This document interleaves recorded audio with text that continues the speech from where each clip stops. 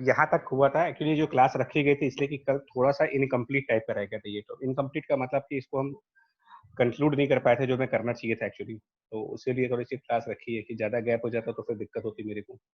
कि ये जो स्लिट के सामने हम ग्लास प्लेट रखते हैं उसका इम्पैक्ट समझाना चाह रहा था आपसे।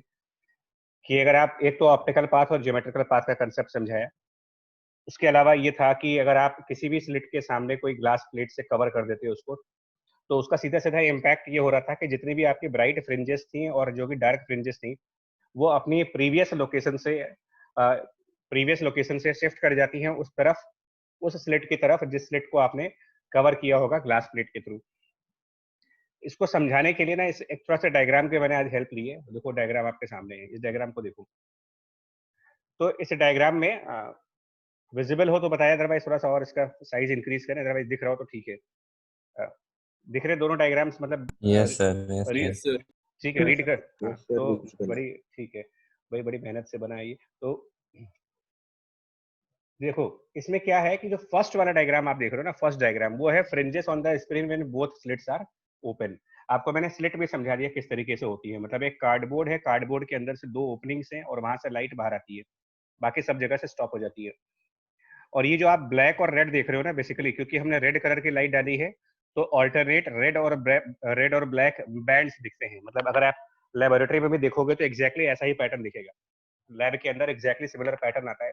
स्क्रीन के ऊपर ऑल्टरनेट रेड लाइंस होंगी, ऑल्टरनेट ब्लैक लाइंस होंगी। तो ब्लैक लाइन का मतलब डिस्ट्रक्टिव इंटरफेरेंस, और रेड लाइंस जहां पर दिख रही हैं, ब्राइट ब्राइट रेड कलर जहां दिख रहा होगा, उसका मतलब ये कंस्ट्रक्टिव इंटरफेरेंसेस है। तो ये पैटर्न कंपेयर करने से ये बात समझ में आ जाती है कि स्लिट को कवर करने का इम्पैक्ट। और ये पॉइंट हमारा y इक्वल टू 0 है, ध्यान दीजिएगा, जहां पर ये y एक्सिस है।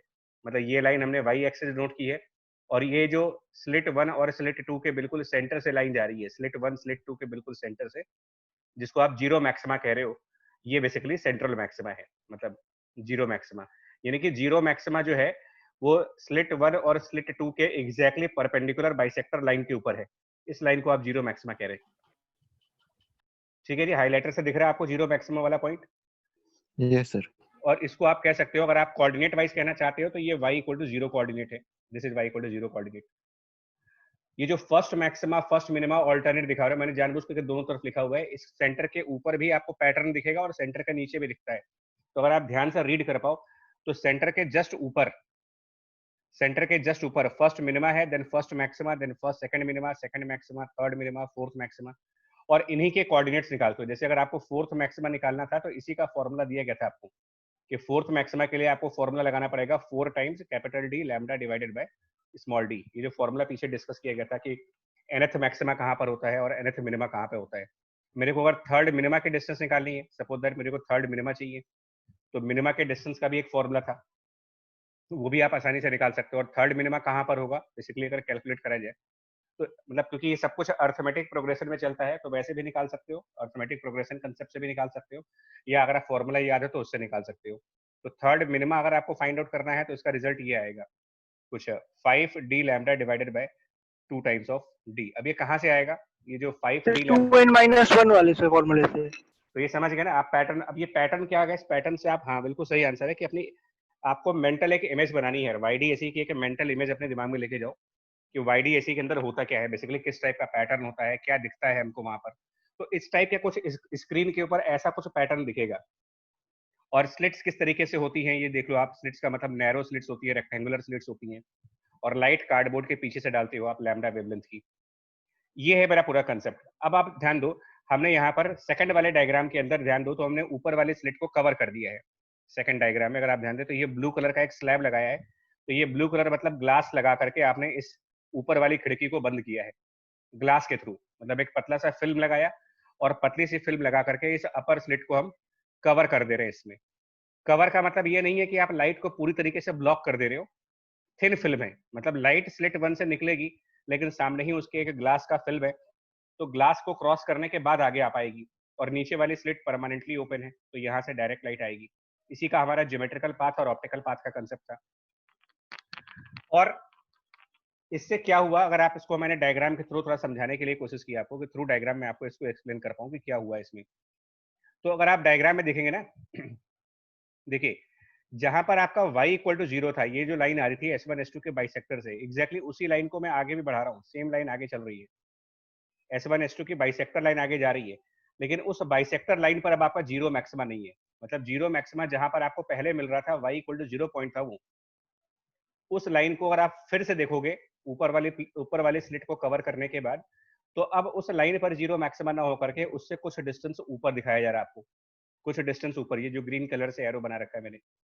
और कितना डिस्टेंस ऊपर दिखाया गया है, capital D divided by small D times mu minus 1 into T. इसी को हम लोगों ने प्रीवियस क्लास में डिराइव किया था, capital D by small D into mu minus 1 into T, जिसके बारे में हमने ये कहा था कि सारी की सारी फ्रिंजेस ऊपर की तरफ शिफ्ट कर जाएंगी। मतलब पूरा पूरा पैटर्न नहीं बदला, देखो पैटर्न अभी भी वही है।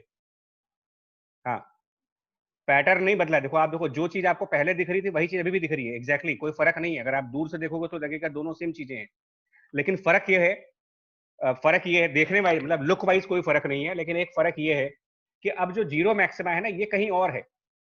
जीरो मैक्सिमा वाला पॉइंट अगर आप ध्यान दो तो वो S1 S2 की जो बाइसेक्टर लाइन बन रही थी, S1 S2 की बाइसेक्टर लाइन जिसको आप y इक्वल टू 0 से डिनोट कर रहे हो, वहां पर नहीं है।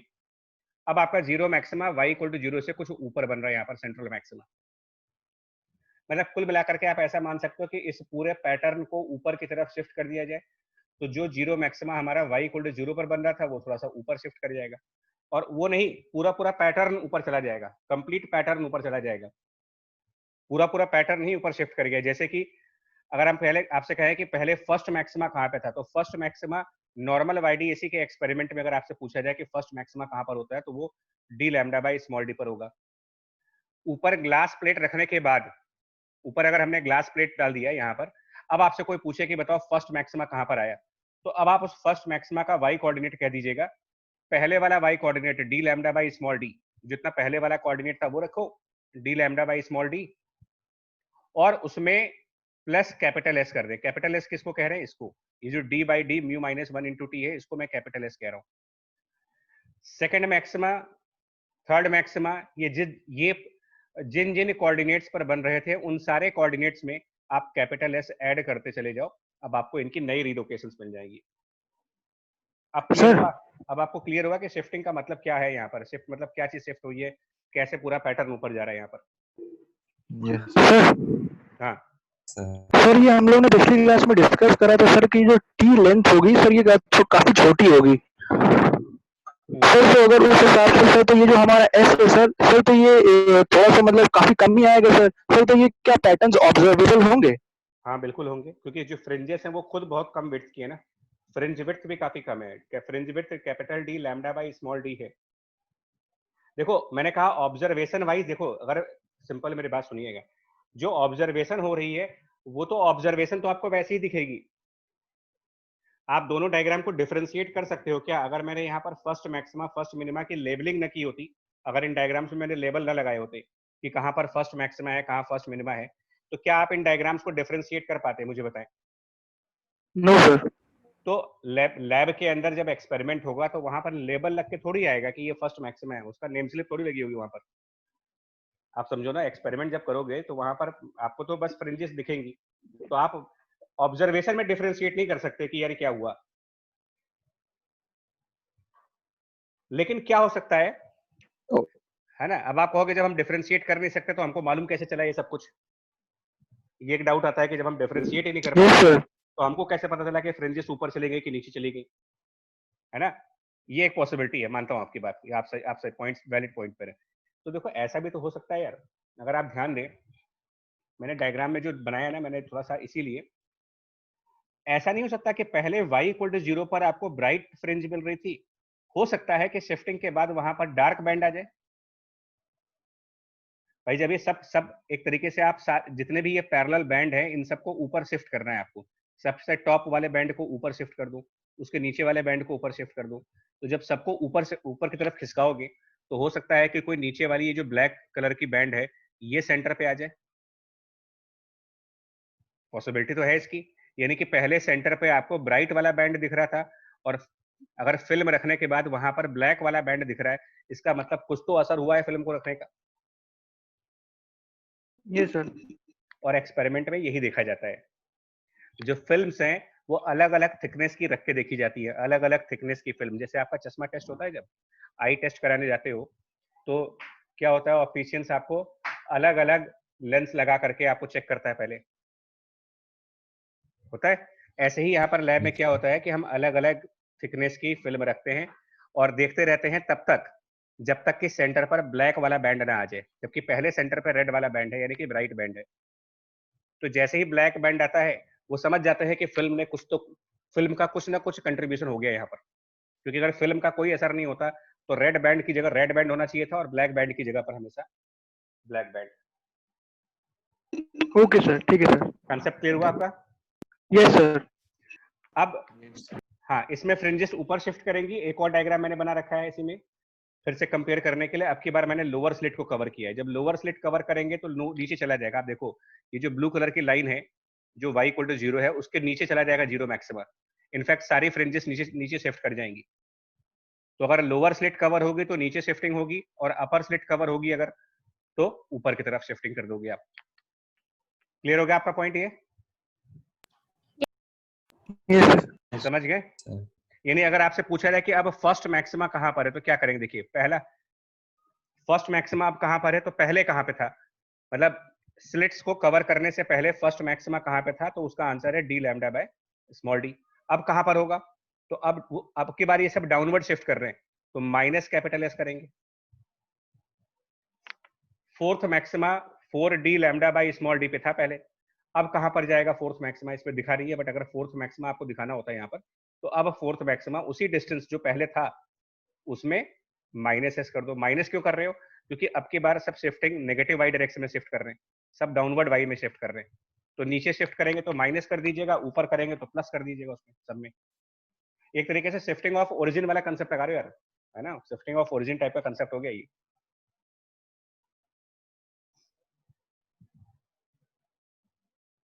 कनक बता रहे थे, बोलो ये पॉइंट समझ में आ रहा है आपको? शिफ्टिंग का कंसेप्ट यार, ग्लास फिल्म वाला, स्लिट्स को कवर।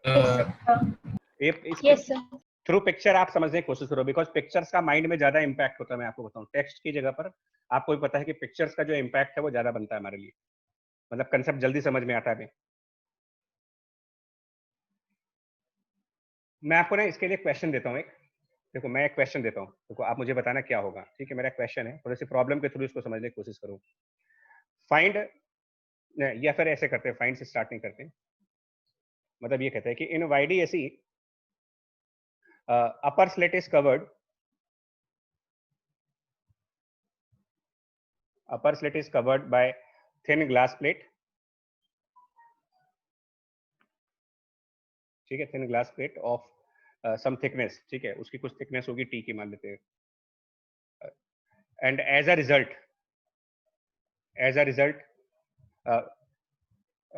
क्या कह सकते हो कि आप dark fringe is obtained at the centre, मान लीजिए ऐसे, as a result dark fringe is obtained at a centre. Obtained at centre, centre मतलब y इक्वल टू 0। तो आपको टी बताना है इसमें कितना होगा। Find the value of thickness, क्या लिखोगे यार? थिकनेस की वैल्यू बताओ, फाइंड थिकनेस। और बाकी सब दे रखा है आपको। रिफ्रैक्टिव इंडेक्स यहाँ पर दे रखा है 1.5 है,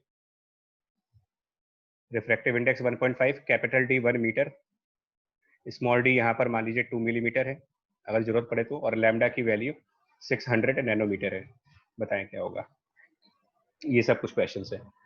तो मिनिमम थिकनेस कितना होगा यहाँ पर, ठीक है ना? Find the, as a result dark is obtained at the centre, find the thickness, क्या बनेगी? तो अब आप इस कंसेप्ट को समझो ना, क्या होगा यहाँ पर। इस कंसेप्ट को समझिए। ऊपर वाला स्लिट कवर कर रहे हो, ऊपर वाला स्लिट कवर करने से पहले, ऊपर वाला स्लिट कवर करने से पहले सेंटर पर ब्राइट फ्रिंज थी, और ऊपर वाला स्लिट कवर करने के बाद सेंटर पे डार्क फ्रिंज आ रही है। तो आप क्या बता सकते हो कि ये शिफ्टिंग कितनी हुई होगी? Lambda by 2। ध्यान से देखो, लैम्डा 4। एक बार ध्यान से देखिएगा, मैं बता रहा हूँ आपको ना, एक बार समझाते। देखिए आपको थोड़ा सा पिक्चर को जूम करके देखते हैं हम लोग। देखिए क्या होता है कि जो सेंटर है ना, सेंटर पे ये तो आपका सेंट्रल मैक्सिमा होता है। जो फर्स्ट मिनिमा आप देखते हो, फर्स्ट मिनिमा का मतलब फर्स्ट डार्क, फर्स्ट मिनिमा मतलब फर्स्ट डार्क, ये सेंटर के कितना नीचे होता है, मतलब सेंटर से कितना नीचे होता है ये, बिलो सेंटर अगर बात करें।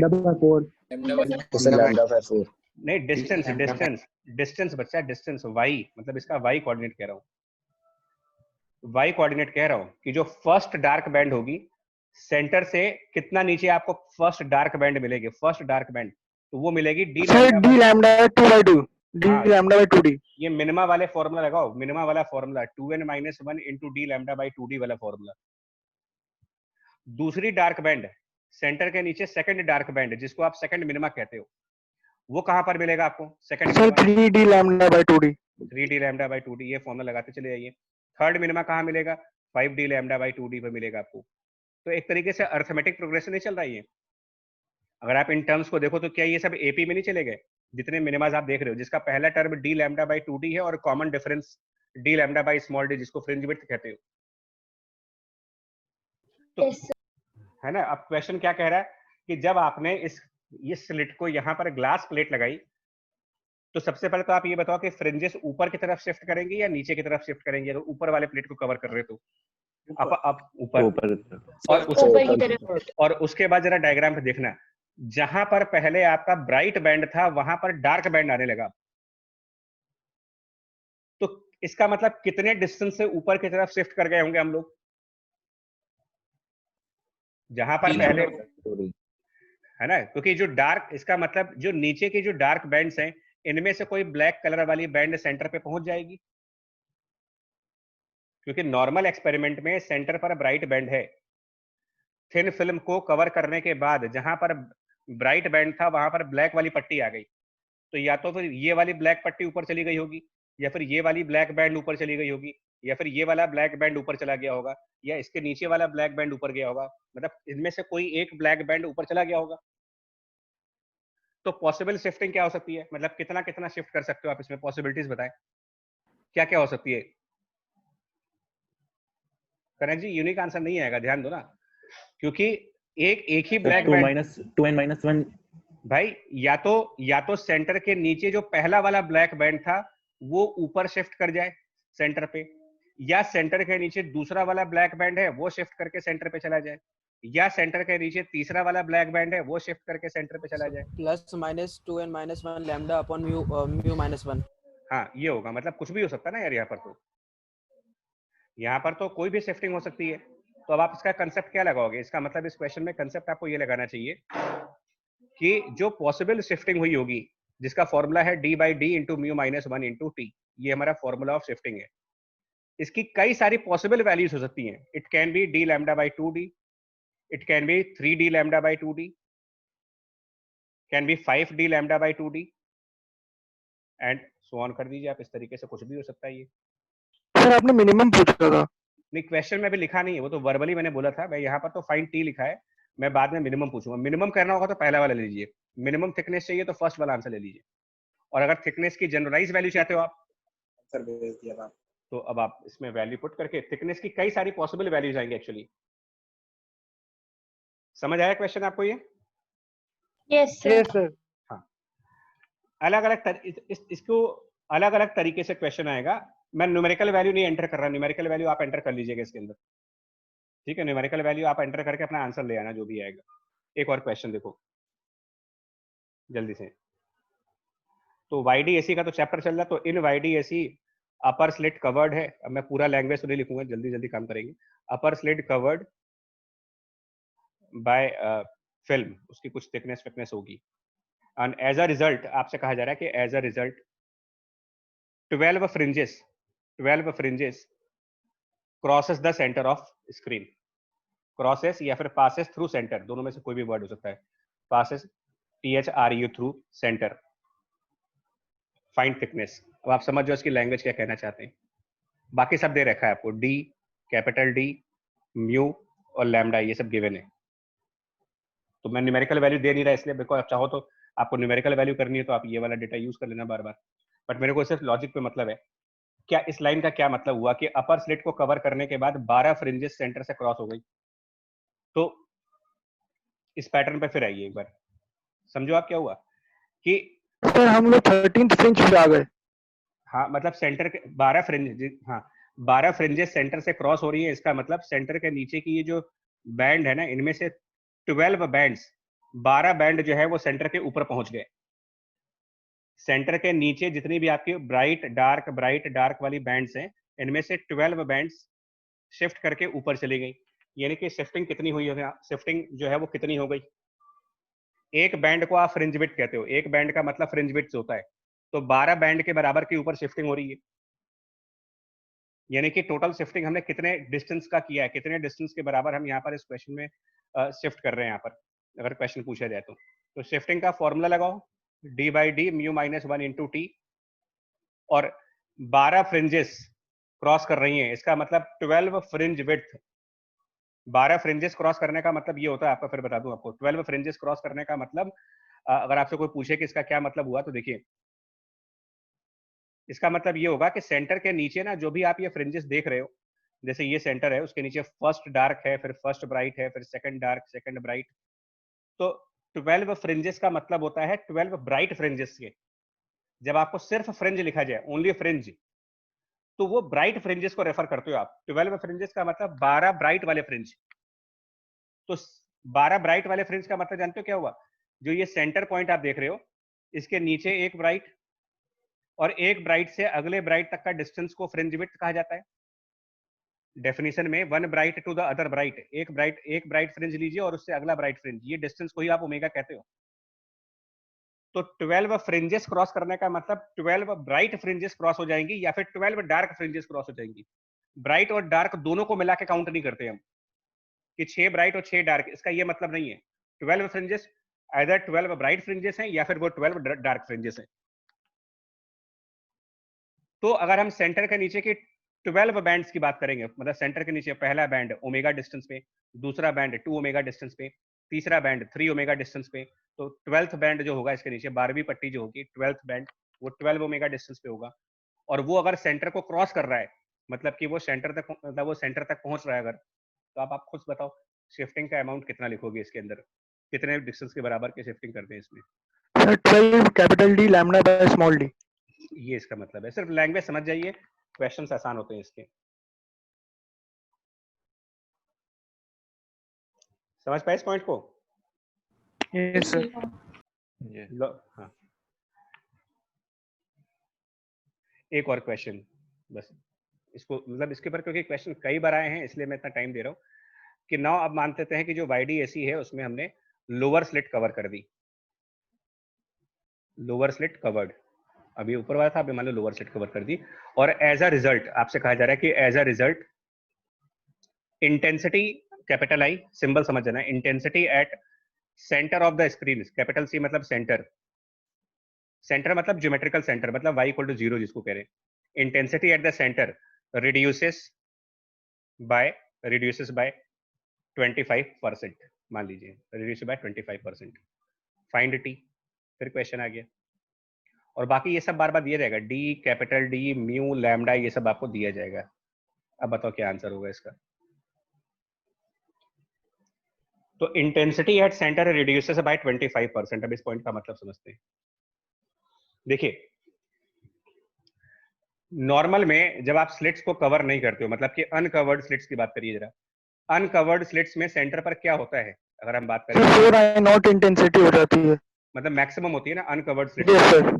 तो उसके लिए फॉर्मूला क्या था, I equal to I maximum times cos square 5/2 था।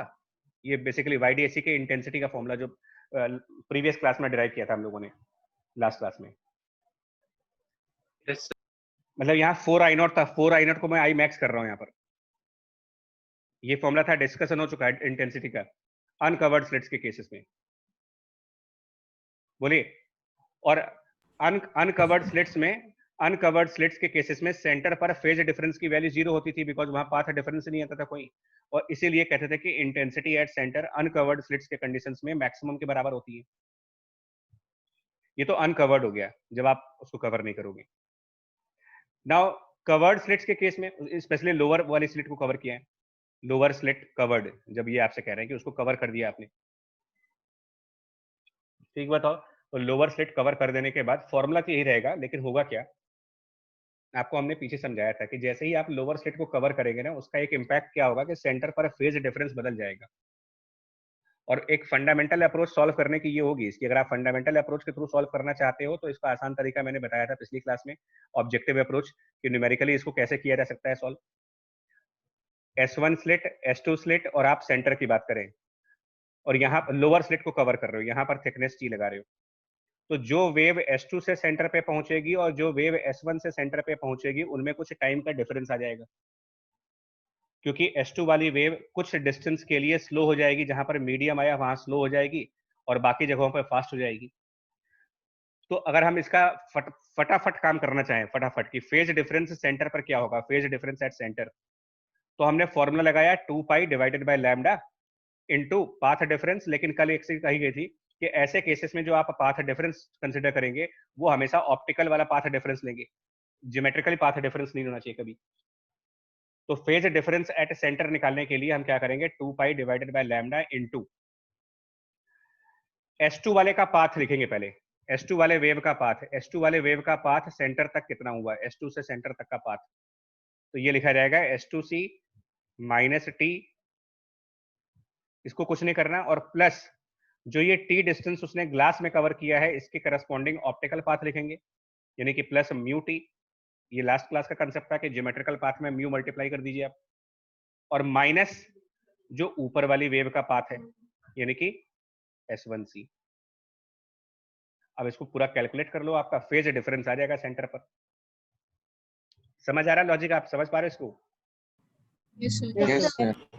Phase difference. अच्छा, अब जब फेज डिफरेंस आ जाएगा तो now intensity at centre will be, formula यही रहेगा, देखो फॉर्मूला नहीं चेंज होगा, जो फॉर्मूला इंटेंसिटी का पहले वाला था वही लगाओ। तो intensity at centre will be still the same formula, but फर्क क्या हुआ कि अनकवर्ड स्लिट्स की कंडीशन में सेंटर का फेज डिफरेंस 0 होता है। अनकवर्ड स्लिट्स में 0 होना लॉजिकल भी है, क्योंकि जब आप इसको कवर करोगे नहीं तो S1 से सेंटर तक आने का डिस्टेंस और S2 से सेंटर तक जाने का डिस्टेंस बराबर है, सेम नंबर ऑफ ऑसिलेशंस होंगे, और जब सेम नंबर ऑफ ऑसिलेशंस होंगे तो फेज डिफरेंस आएगा भी नहीं कोई। लेकिन जैसे ही आप एक स्लिट को कवर करोगे नंबर ऑफ ऑसिलेशंस का फर्क पहुंच जाएगा, फेज डिफरेंस आ जाएगा। फाई की वैल्यू जब आ जाएगी तो नेचुरल सी बात है कि कैपिटल आई का जो आंसर है वो बदल जाएगा, पहले के रिस्पेक्ट में कुछ और आंसर आ जाएगा। तो इसी बेसिक लॉजिक को और इसी बेसिक प्रिंसिपल को यहाँ पर हम लोग फॉलो कर रहे हैं कि I maximum now cos square, और ये जो नया फेज डिफरेंस यहाँ पर कैलकुलेट हो रहा है, ये इसमें से S2C और S1C चला जाएगा। एक्चुअली नया फेज डिफरेंस जो आएगा ना, मतलब इसको जब फर्दर पूरा सिंप्लीफाई करेंगे तो S2C minus S1C, sir mu minus 1 into T, हाँ, और ये 2, और वो 2 उधर चला जाएगा, 5/2 करना है मेरे को, तो कुल मिलाकर के ब्रैकेट के अंदर जो टर्म आएगा वो आएगा पाई अपॉन लैम्डा, इनसाइड ब्रैकेट का जो टर्म होगा पाई बाय लैम्डा इंटू मेरे ख्याल से म्यू माइनस 1 इंटू टी, ये पूरी वैल्यू आएगी ब्रैकेट के अंदर। और क्वेश्चन के हिसाब से इंटेंसिटी रिड्यूसेस बाय 25%, तो 25% किस चीज से रिड्यूस हो जाएगी, इंटेंसिटी रिड्यूसेस बाय 25%, तो ऑब्वियस से बात है अनकवर्ड स्लिट वाले के रिस्पेक्ट में बात की जा रही होगी। तो अनकवर्ड स्लिट के कंडीशन में वो आई मैक्सिमम था, इसमें 25% अगर आप रिड्यूस कर जा रहे हो तो बचा कितना फिर आपके पास अनकवर्ड स्लिट में सर सेंटर 3/4 आई मैक्स, यानी कि क्वेश्चन के हिसाब से ये जो सेंटर वाली इंटेंसिटी है इसको हम 3/4 ऑफ आई मैक्स पुट करेंगे, तो वो आई मैक्स लेफ्ट साइड से और आई मैक्स राइट साइड से कैंसिल हो जाएगा, और उसके बाद नॉर्मल ट्रिग्नोमेट्री से आप ये टी निकाल सकते हो, टी की क्या वैल्यू होगी ट्रिग्नोमेट्री यूज करके। आया लॉजिक समझ में? पूरा फंडामेंटल तरीके से चल रहे हो आप, कंप्लीट फंडामेंटल तरीके से, कि ग्लास प्लेट से कवर करने से क्या होता है कि हर पॉइंट का फेज डिफरेंस वेरी करने लगता है, चेंज हो जाता है, और जब सब पॉइंट्स पर फेज डिफरेंस बदल जाएगा तो फाई के चेंज होते ही हर पॉइंट की इंटेंसिटी अपने पहले वाले इंटेंसिटी के कंपेयर में या तो इंक्रीज कर जाएगी या डिक्रीज कर जाएगी, या हो सकता है कि उतनी ही रह जाए, ये भी हो सकता है, बिकॉज कॉस का फंक्शन पीरियोडिक फंक्शन होता है। फंडामेंटल लॉजिक समझिएगा, fundamental logic, insertion of glass plate या covering of slit by the glass plate changes the phase difference value with respect to the uncovered slit conditions due to change in sir हाँ sir आपने एक बार पहले जब ये हम लोग को बताया था सर, हम लोग ने ये थिन स्लिट नहीं लगाई थी, तब हम लोग ने पूरा ही S1 को बंद कर दिया था सर, तब भी एग्जैक्टली सेम ही रिजल्ट आ रहा था सर कि वो 1/4 हो जा रहा था सर। तो इन दोनों का सर ये है क्या सर, कोइंसिडेंस है या ये तो प्रॉब्लम है। अभी आप 50% कर लो, उसको 35% कर लो, ये तो मैंने अपनी तरफ से चूज किया 1/4। नहीं सर, मतलब इसका मतलब सर कि हम लोग ऐसी कोई थिकनेस ले सकते हैं ना सर कि जहाँ पे ऐसा हो जाए कि वो स्लिट जो हो गई वो पूरी कवर्ड हो गई, ऐसा हम लोग को लगे। हाँ हाँ हाँ हाँ हाँ, बिल्कुल बिल्कुल बिल्कुल। राइट, कि मतलब ऐसा लगे कि एक ही स्लिट से लाइट आ रही है। ठीक है, बट मैं तुमको इस एग्जांपल तो देखो, एक सिंगल एग्जांपल है, मैं बात सुनिए, मैं बार बार आपसे कह रहा हूँ कि आपका आंसर आए कि नहीं आएगा ये अलग बात हो जाती है, ठीक है ना।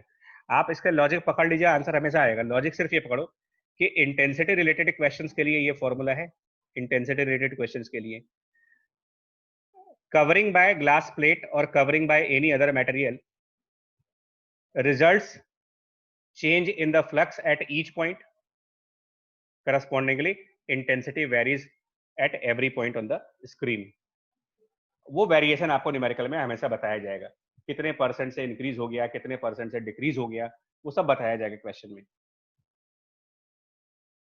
तो आप बताओ, ओके करो तो आगे बढ़े, फिर इस क्वेश्चन को करिए। तीसरा क्वेश्चन था, अगर आपको ये समझ यस सर, यस सर, बाकी Yes, सभी sir. लोग जी Yes, sir. यस सर, ठीक ठीक है जी। Yes, sir. चलो नेक्स्ट क्वेश्चन ध्यान से करना है इसको, ये फोर्थ क्वेश्चन है, इसके ऊपर फोर्थ क्वेश्चन है। Again now YDSE lower slit cover कर रहे हैं, लोअर स्लिट कवर्ड, क्वेश्चन ये हो गया।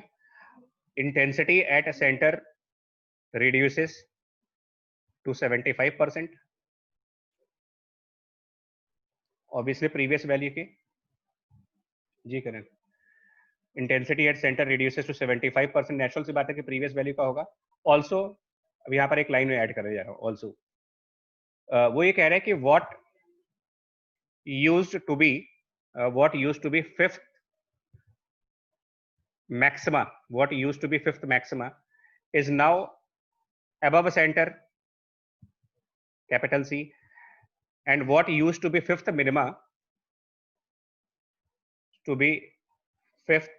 minima is now below center. अब इस लाइन को समझना है आपको। फाइंड थिकनेस, ठीक है, बाकी सब दिया है, डी दिया है, कैपिटल डी दिया है, म्यू दिया है, टी दिया है, ये सब दिया है, इसकी न्यूमेरिकल वैल्यू दी जाएंगी आपको, तो थिकनेस निकालना है।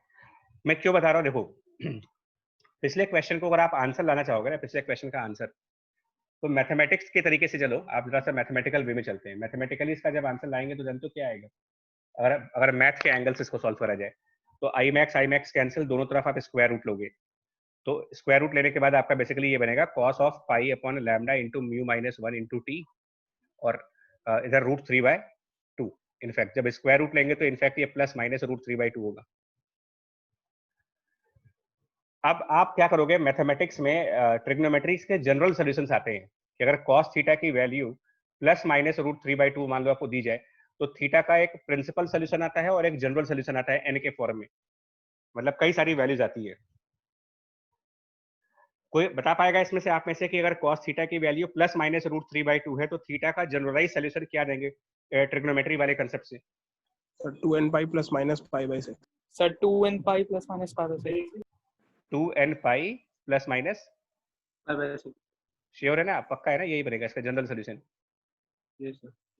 चलो देख लेना भाई हम। तो इसमें क्या होगा, यहाँ पर भी वही चीज होगी एक्चुअली। यहाँ पर भी क्या होगा कि पाई upon lambda times mu minus 1 into T की वैल्यू सेम लॉजिक के हिसाब से 2n pi and plus minus pi by 6। That means कि टी की कोई यूनिक वैल्यू नहीं मिलेगी आपको, क्योंकि n की तो कोई भी वैल्यू ले सकते हो आप, यहाँ पर n0 ले सकते हो, n1 ले सकते हो, n2 ले सकते हो, n3 ले सकते हो, 4 ले लो, तो t की पॉसिबल वैल्यूज आएंगी आपके सामने, एग्जैक्ट वैल्यू नहीं आएगी।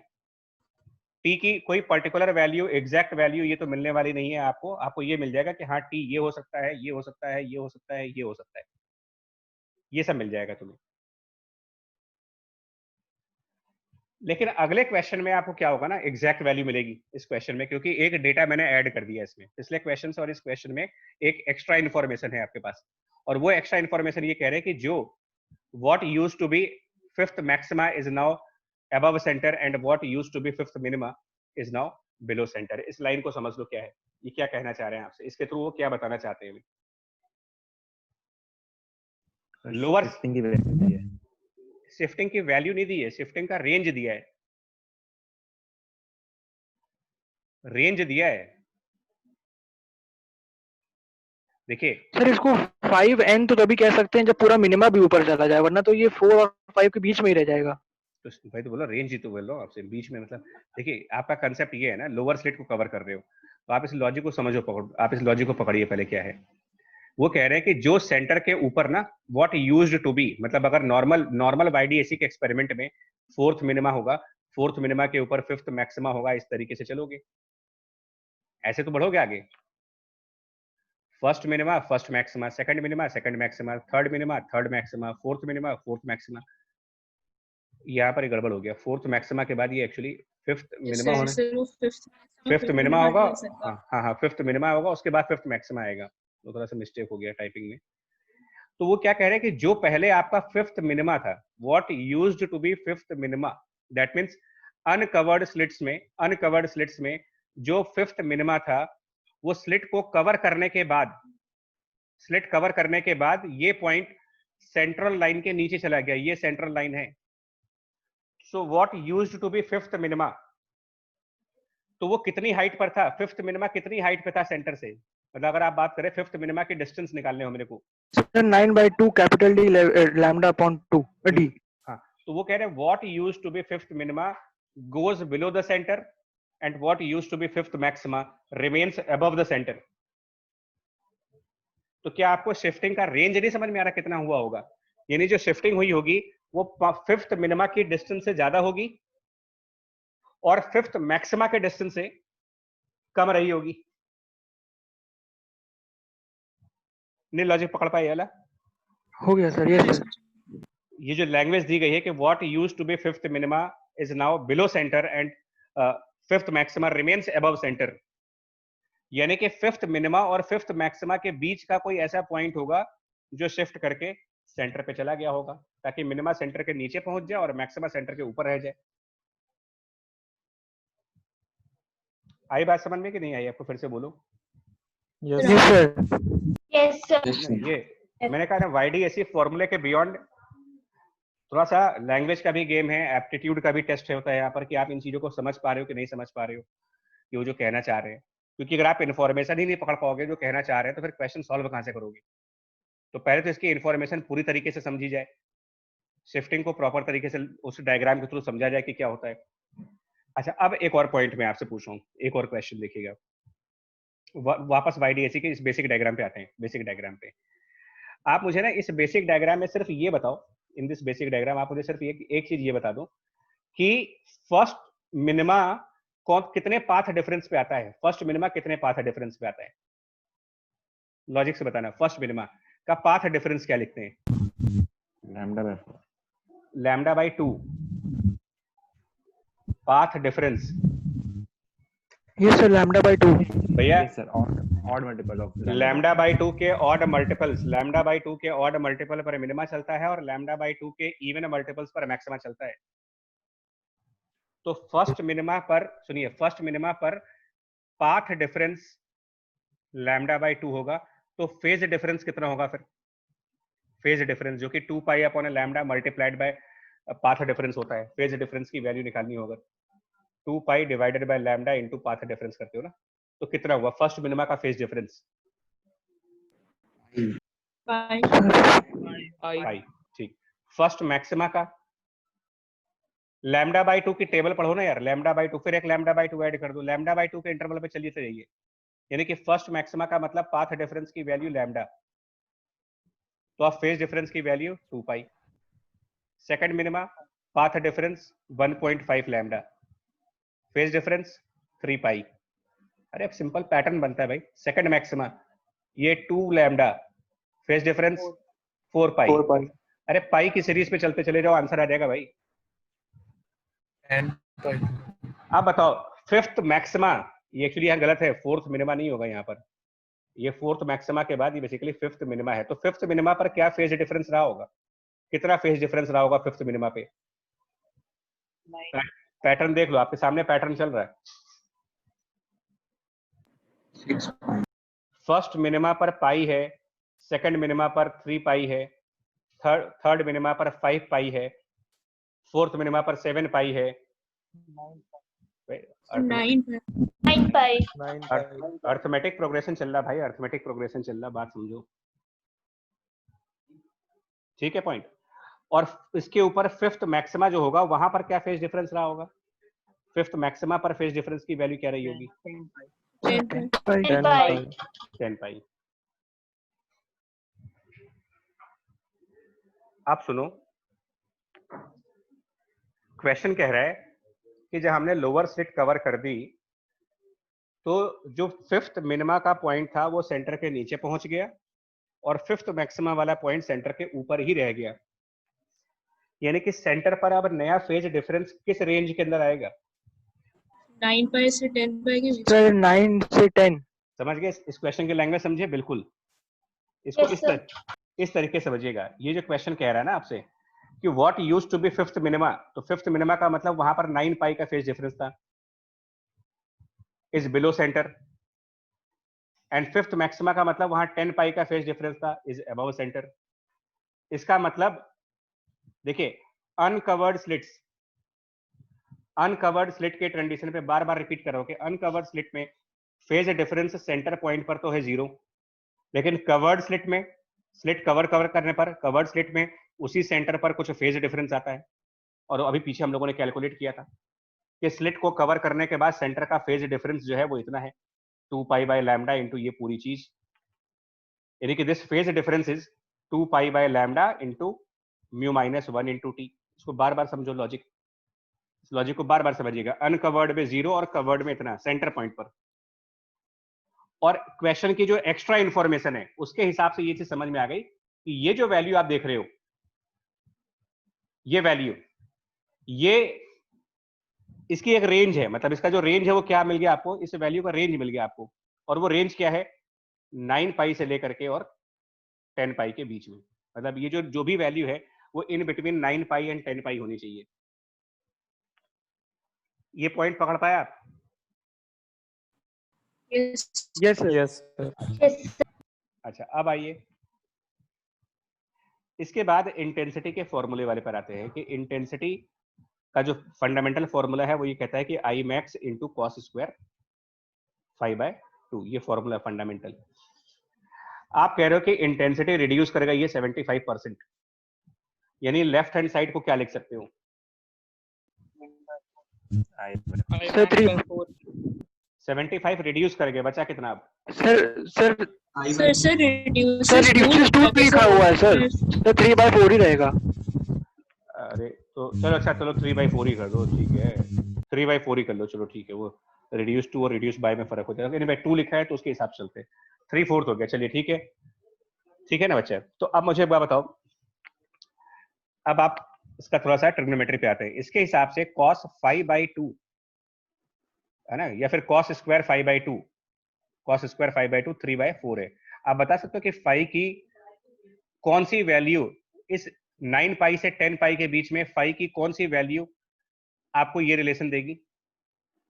क्योंकि ट्रिग्नोमेट्री में 5 के बहुत सारे आंसर मिल सकते हैं आपको, लेकिन आप वो आंसर पता लगाओ जो 9 पाई और 10 पाई के बीच में आता हो। Value of 5 between 9 pi and 10 pi which gives you cos square 5/2 equal to 3/4। पता लगा के बताओ कौन सा वैल्यू होगा? 9 पाई से 10 पाई के बीच में 5 की कौन सी वैल्यू होती है जिसकी वैल्यू अगर हम cos स्क्वायर 5/2 में रखें तो मेरा रिजल्ट 3/4 का आ जाए?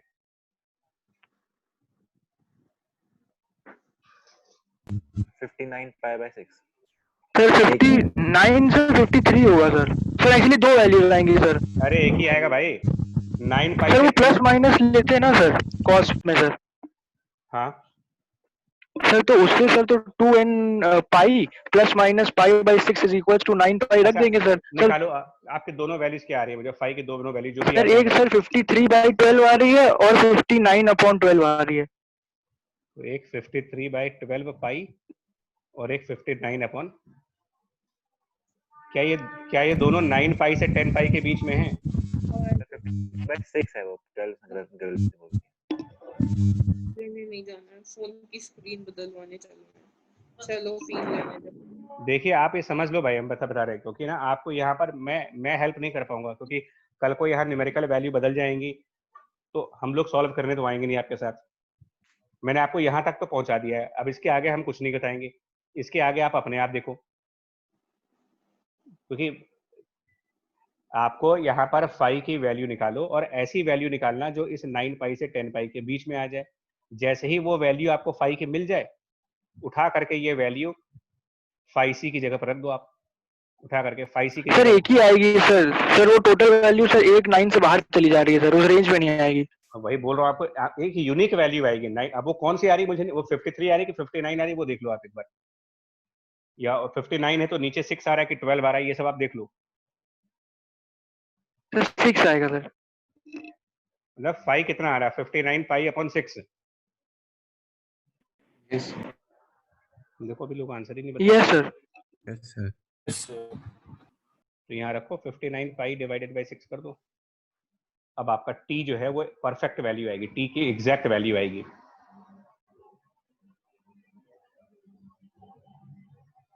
पकड़ लेना इस लॉजिक को भाई साहब, है तो वाईडी ऐसी इसीलिए लोगों को डिस्टर्ब करता है। नेक्स्ट पॉइंट पे चलिए, अगला क्वेश्चन। अब थोड़ा सा फास्ट आता है यार, ये 3 स्लिट एक्सपेरिमेंट है, जल्दी से देखो इसको। 2 स्लिट एक्सपेरिमेंट के बाद ये 3 स्लिट एक्सपेरिमेंट पे आ गए। और मतलब राइट साइड थोड़ा सा 3D टाइप का फिगर है। राइट साइड जो है वो 3 डायमेंशनल टाइप की फिगर है, जो कि आपको एक मेंटल इमेज बताती है कि स्लिट्स कैसी होती हैं। और लेफ्ट साइड उसका 2D फिगर है। और दोनों फिगर सामने इसलिए रखता हूँ कि एग्जाम में आपके सामने 2D फिगर ही आएगा। तो एग्जाम में बिकॉज 2 डायमेंशनल वाली फिगर्स आती है तो वो भी आइडिया होना चाहिए, बट दिमाग में ये चलना चाहिए कि ये रियल डायग्राम्स कैसे होते हैं इसके। तो 3 स्लिट्स हैं, बाकी सब डायग्राम देख सकते हो, आइडेंटिकल स्लिट्स हैं और डी डिस्टेंस पर है, लैम्डा की वेवलेंथ है और सब कुछ वैसी कंडीशंस हैं। आपको बता रहा है यहाँ पर कि स्क्रीन पर कहाँ कहाँ पर ब्राइट बैंड्स आएंगी और कहाँ कहाँ पर डार्क बैंड्स आएंगी। इस बार मैंने खाली स्क्रीन छोड़ी हुई है, मैंने पैटर्न बनाया नहीं है इस बार। जैसे ये पैटर्न बनाया था, इसमें ऑल्टरनेट ब्राइट डार्क मिलता था आपको। इसमें कुछ अलग पैटर्न दिखेगा, वो पैटर्न क्या होगा वो बनाना भी है मुझे, ड्रॉ भी करना पड़ सकता है, और कैसे करेंगे। तो लॉजिक क्या था हमारा ना, कि आप स्क्रीन पर कोई एक पॉइंट पी चूज कर लें, फंडामेंटल लॉजिक क्या था, और आप S1 से वहां तक एक वेव लेकर जाओ, S1 से उस पॉइंट तक एक वेव लेके जाओ, S2 से उस पॉइंट तक वेव लेकर जाओ, और S3 से उस पॉइंट तक वेव लेकर जाओ। 3 वेव लेके जाओ, इनफैक्ट 3 वेव जाएंगी ही। अब इनके बीच पाथ डिफरेंस कैसे निकालोगे, है ना, कैलकुलेशन ऑफ पाथ डिफरेंस कैसे किया जाएगा। तो मैंने आपसे एक और स्टेटमेंट कहा था, पता नहीं तुम्हें से कितना याद है उसको, लेकिन हमने आपसे ये भी कहा था कि अगर आप पाथ डिफरेंस कैलकुलेट करना चाहते हो तो उसका सबसे आसान तरीका ये होता है कि आप यहां से पैरेलल वेव दिखाना स्टार्ट कर दें। याद है आपको ये चीज, कि ये तो रियल डायग्राम होता है थीटा एंगल पर, लेकिन आपसे ये कहा गया था कि अगर आप पाथ डिफरेंस को सिंपल तरीके से कैलकुलेट करना चाहते हो तो आप अपना डायग्राम ऐसे बनाएं, S1 से एक पैरेलल लाइन बनाएं, S2 से एक पैरेलल लाइन बनाएं और S3 से एक पैरेलल लाइन बनाएं। ऐसे करके बनाइए, तीनों से पैरेलल लाइन से, 1 2 और ऐसे 3। तो इसको हटाते हैं, मतलब यहाँ पर आप समझ लो क्या करना है। और जब आप ये काम करेंगे ना, तो मैं यहीं पे ड्रॉ करके दिखा देता हूँ आपको। S1 S2 और S3 आपको फटाफट क्या करना पड़ेगा, 3 पैरेलल लाइन बनाइए, एक S1 से, एक S2 से और एक S3 से, और आप परपेंडिकुलर्स ड्रॉप करते जाओ। S1 से S2 के ऊपर परपेंडिकुलर ड्रॉप कर दो, S2 से S3 के ऊपर परपेंडिकुलर ड्रॉप कर दो, और ये जो डिस्टेंसेस बनेंगी यहाँ पर परपेंडिकुलर ड्रॉप करने के बाद, परपेंडिकुलर और S2 के बीच का जो डिस्टेंस है, ये डिस्टेंस पाथ डिफरेंस है 1 और 2 के बीच का, और उसके बाद जो ये डिस्टेंस बनेगा ये पाथ डिफरेंस बन जाएगा बिटवीन 2 और 3। तो ये अगर आप बाकी कैलकुलेशंस करोगे, जो कि ये डिस्टेंस D है, तो रेस्ट मैं आपके ऊपर छोड़ देता हूँ कि अगर ये सेंटर से आप थीटा एंगल की तरफ चल रहे हो ना, तो फर्स्ट और सेकंड के बीच का path difference D sin theta बन जाएगा। कैसे बनेगा वो आप समझ सकते हो कैसे बनेगा, अगर यहाँ से मैंने परपेंडिकुलर डाला इसके ऊपर ऐसे, और दूसरे और थर्ड के बीच में भी जो पाथ डिफरेंस बनेगा वो D multiplied by sin theta. बोलो इस पर एग्री करते हो आप कि नहीं करते हो, कि D sin थीटा दोनों तरफ से आ जाएगी। Yes sir. Yes, sir. Yes sir. ठीक, अब क्या करें, सुनिए अब क्या करिए। 2 ऑप्शन है आपके पास, या तो आप फेजर मेथड फॉलो करें, 2 ऑप्शन है, या तो फेजर मेथड फॉलो करें या ट्रिग्नोमेट्री फॉलो कर लें, चॉइस आपकी है। 2 ऑप्शन है मेरे, क्योंकि यहाँ पर टोटल 3 वेव है ना actually, first wave, second wave और थर्ड वेव, 3 वेव है। तो इनको ऐड करने के लिए फेजर मेथड ले सकते हो आप। देखो अगर हम ये कहें कि let phi is phase difference,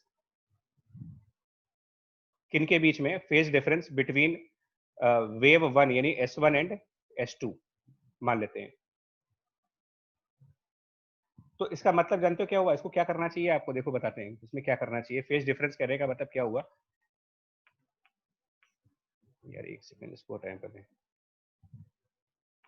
कि अगर आप S1 के लिए इक्वेशन ऑफ वेव लिखो, suppose that y1 equals to amplitude a times sine of जो भी उसका ओमेगा टी माइनस के।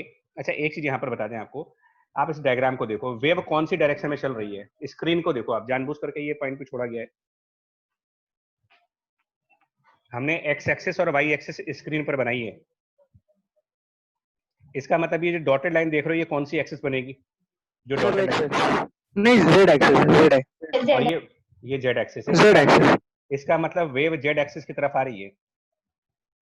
तो मैंने आपसे कहा था कि जब वेव जेड एक्सिस की तरफ आएगी तो ब्रैकेट के अंदर जो होगा वो के साथ जो टर्म आना चाहिए वो हमेशा डायमेंशन ऑफ वेव आएगी। डायरेक्ट ये के जेड लिखेंगे। ये सब भी क्वेश्चन पूछते हैं आपसे।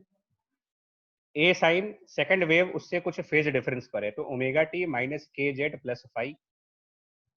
और थर्ड वेव की इक्वेशन भी लिखेंगे, ए थर्ड वेव की ए साइन ओमेगा टी माइनस के जेड और प्लस 2 ऐसे मान लो, जिसमें फाई जो है वो basically 2 upon lambda into path difference यानी कि D multiplied by sine theta, ये है। तो अब आप दो ऑप्शन है, या तो इनको तीनों को ट्रिग्नोमेट्री की तरह ऐड कर लो या फेजर डायग्राम ऐड कर लो। हम लोग फेजर प्रेफर करते हैं। फेजर में क्या करते हैं, देखो फेजर मेथड में हमको इन तीनों के एम्पलीट्यूड को वेक्टोरियली ऐड करना पड़ेगा। फेजर मेथड ये बोलता है कि आप तीनों एम्पलीट्यूड्स वेक्टोरियली ऐड कर दें। तो सबसे पहले एक वेक्टर बनाओ ए, जो पहला वाला है। फिर आप सेकंड वाले वेक्टर ए को फाई एंगल पर ड्रॉ कर दें, second vector at phi angle. पहले वाले से फाई एंगल पर सेकंड वेक्टर, इसको बना दिया ए। और सेकंड वाले से फिर फाई एंगल पर तीसरा वेक्टर। 3 वेक्टर बनाओ। ये फेजर डायग्राम हुआ इसका थर्ड। और अब आप पता लगाओ कि इन तीनों का रिजल्टेंट क्या बनेगा। इन तीनों का रिजल्टेंट वेक्टर निकालें। 3 वेक्टर बन गए फाई एंगल पर, रिजल्टेंट ऑफ ऑल 3। तो ये सेम एम्पलीट्यूड है, तो ये क्लियर है कि इनका रिजल्टेंट जो आएगा सिमेट्री के पॉइंट ऑफ व्यू से, अगर इन तीनों वेक्टर का रिजल्टेंट आप निकालते हो तो इतना आप सिमेट्री से जज कर सकते हो कि रिजल्टेंट जो होगा वो मिडिल वाले वेक्टर की तरफ जाएगा। और ये रिजल्टेंट निकालने के लिए जो मिडिल वेक्टर की तरफ आएगा उसमें मिडिल वेक्टर कैपिटल ए और प्लस ये जो साइड वाले 2 वेक्टर देख रहे हो आप, एक इस साइड वाला और एक इस साइड वाला, इनके कंपोनेंट उस डायरेक्शन में देख लीजिए। अब बताओ ये चीज सही है? रिजल्टेंट एम्पलीट्यूड वेक्टर के हिसाब से सही लिखा गया है ये चीज, a + 2a cos phi। Yes, sir.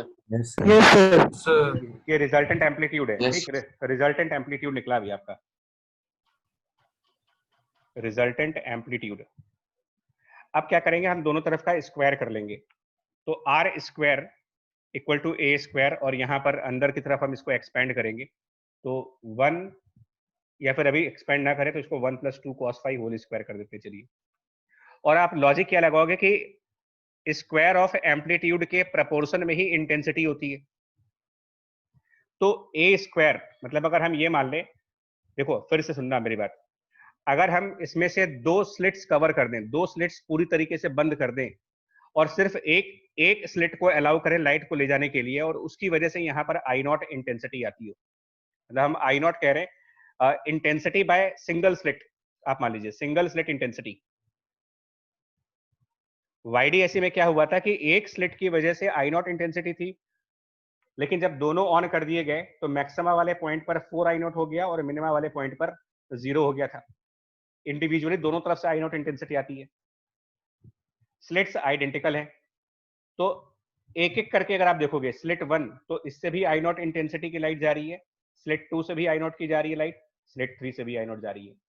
Individually अगर आप बात करोगे, मतलब एक टाइम पर अगर एक स्लिट ऑन करें और बाकी 2 ब्लॉक कर दें तो इंटेंसिटी आई नॉट।